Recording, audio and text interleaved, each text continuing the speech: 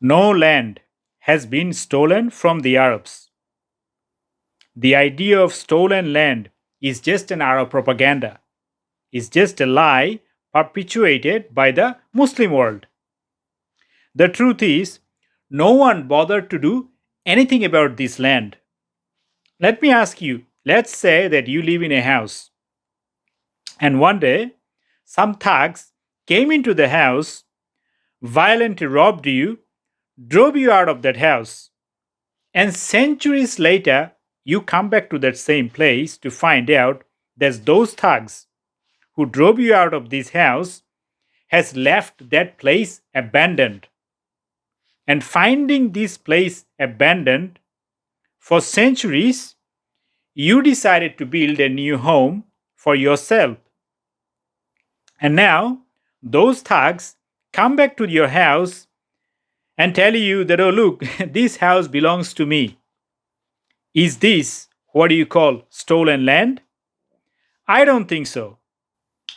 You put your blood and sweat, you toil to build a beautiful oasis for yourself, a beautiful home. Okay? And now, these thugs, being jealous, being envious of your success, they want to rob you again. But guess what?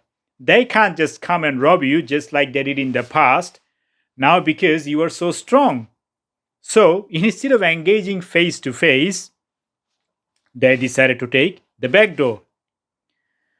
They perpetuated yet another phony victimhood, another bullshit sob story, so that they can drive you out of your home, claiming that this land belongs to them and not you. See, neither the Ottomans nor the Britishers did anything about this land until the Jews purchased the land from both the Britishers and the Ottomans. With a dream of coming back to their original home and subsequently building a beautiful home for themselves. And now, guess what? This land, this new home belongs to whom? The Muslims.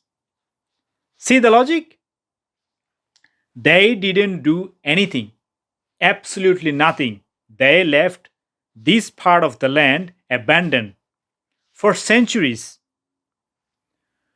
After centuries of exile, when the Jews came back, now you have to bow down to the wishes of the Arabs to uphold democracy, community cohesion, secularism, and all this nonsense. Okay?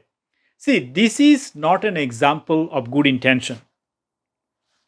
When the Israelis withdrew from Gaza back in 2005, right? Not only they forcibly removed the people that were living there, like I'm talking about the people that are alive. Guess what? They even removed the dead ones. They dug up the graves. They removed even the bones. They left a whole infrastructure.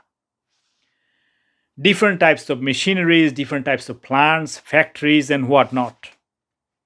Billions of dollars have been pumped in ever since from the taxpayers' money, hard earned money. Okay? Again, through the hands of those corrupt politicians, of course, with a good intention. The intention was that these people will be civilized. But guess what? These are shameless thugs, barbarians. There is a reason as to why I am saying that these are shameless people. If they had an ounce of shame, they would have built a Singapore themselves. Guess what they did? With this infrastructure that was left behind, plus billions of dollars, they decided to build tunnels underground in schools, in hospitals, in mosques. Okay? How else should you view these people after all of these things? Food, water, electricity that was supplied by the Israelis wasn't enough. Okay? Billions of dollars that doesn't belong to them, they have no rights to them, yet have been handed out to them with a good intention. That wasn't enough. What the rest of the world got in return? Israel is an apartheid, they are the occupiers, and of course, firing of the missile. Imagine that Iron Dome system doesn't work for a day. How many Jews would be murdered on that particular day? Okay, Daesh didn't decide to teach their children how to uphold those values, how to live peacefully with your neighbor. They taught in the schools, in the mosques, about the love of the death, okay, death and destruction, shahada, martyrdom. So, how else should I see these people other than calling them names, other than calling them shameless, like savages? Okay, this whole Israel Palestine narrative is yet another phony victimhood bullshit sob story perpetuated just like their prophet who raped, looted, slaughtered all the Jewish tribes during his lifetime when he migrated to Medina, and out of his hatred towards the Jews, told them, his followers, that they should be butchered even if those Jews were hiding behind rocks and trees. This is just pure anti Semitism, pure hatred. That's the only way I see this whole narrative. Again, correct me if I am wrong. I apologize for using these harsh words, but how else should I see these things as an outsider? So, going back to my original question, do the Israelis have a right to exist? Yes, they have.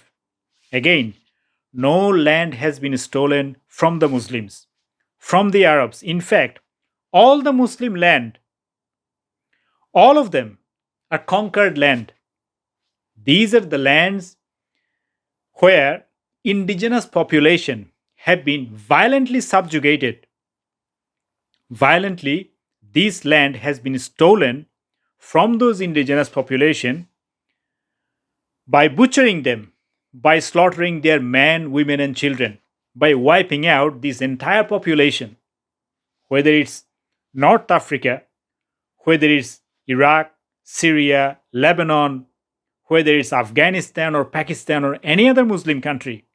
All of these countries are conquered land, conquered by the Muslim thugs with the sword, wanton massacre, genocide, rape, looting, all kinds of vices that has been perpetuated against these innocent indigenous people.